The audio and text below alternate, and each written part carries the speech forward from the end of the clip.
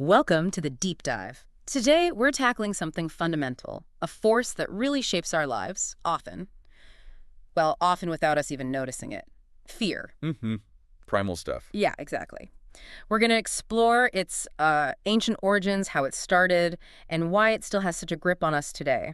We're drawing from a really great discussion with a psychology expert. Right, and the mission basically is to figure out how this thing kept our ancestors alive. And maybe more importantly for you listening. Yeah, how you can navigate it now. Yeah. Because it shows up differently today, doesn't it? Definitely. So, okay, let's unpack that.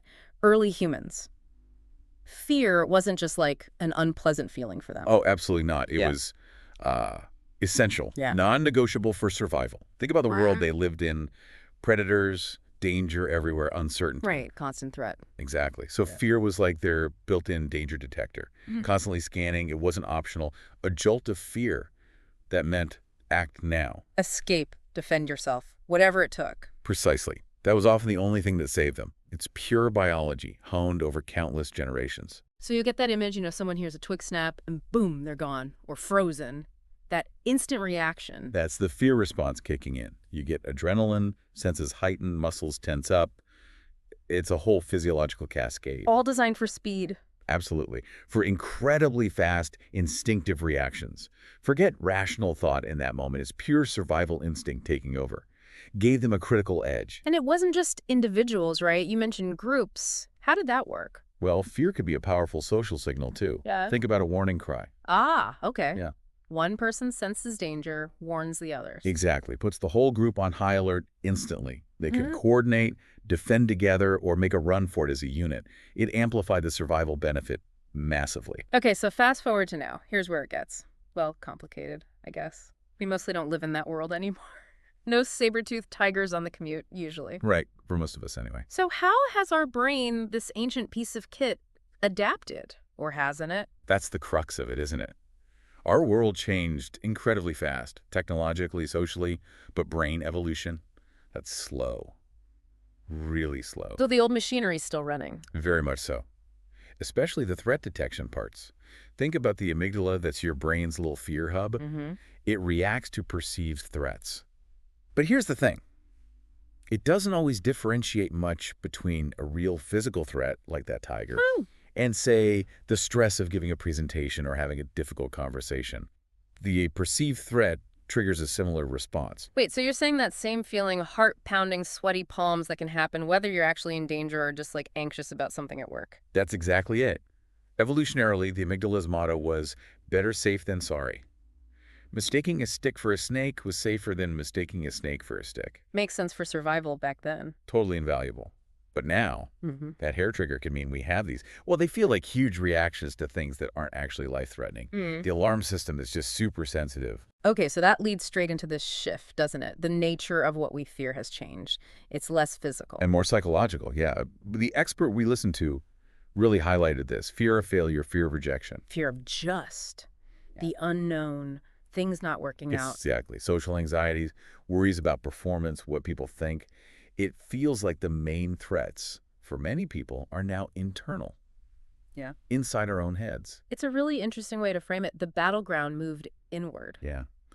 Physical dangers haven't vanished, obviously, but the day-to-day fears are often these more abstract, sometimes nagging anxieties. So if the threats are different, does fear even have a useful purpose for you now? Or is it mostly just static, unnecessary stress? It's complex. It's not useless, I don't think. That little bit of apprehension before a challenge, it can still push you. Motivate you to prepare. Yeah, exactly. Focus the mind, give you a bit of an edge.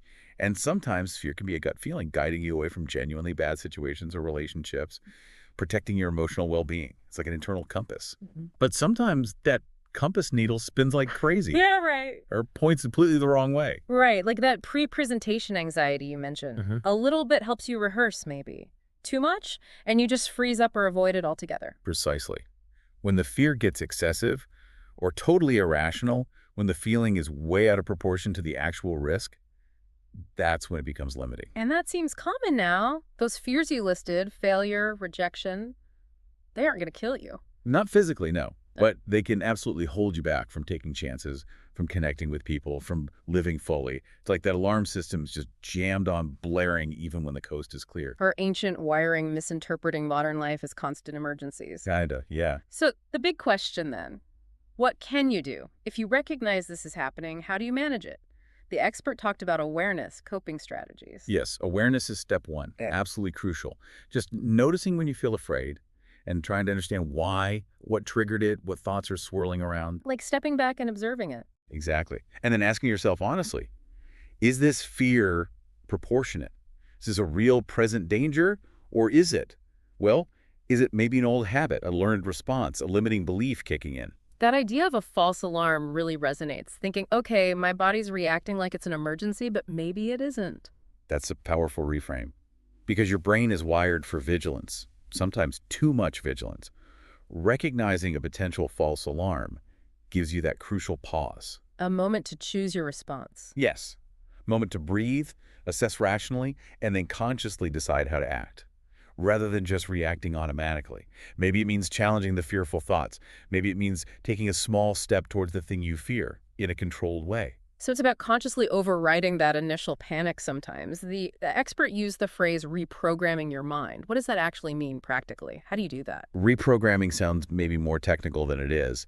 Basically, it means creating new experiences that contradict the fear. Showing your brain it's okay. Kind of, yeah. Through gradual, repeated exposure to what you fear safely, manageably, and by actively questioning and changing the negative thoughts tied to it, you start to weaken the fear's grip. It sounds like learning anything new. Takes practice. It really does. Yeah. You're literally building new neural pathways, teaching your brain different, more helpful responses. Over time, it can learn that the feared thing isn't as dangerous or awful as it first assumed.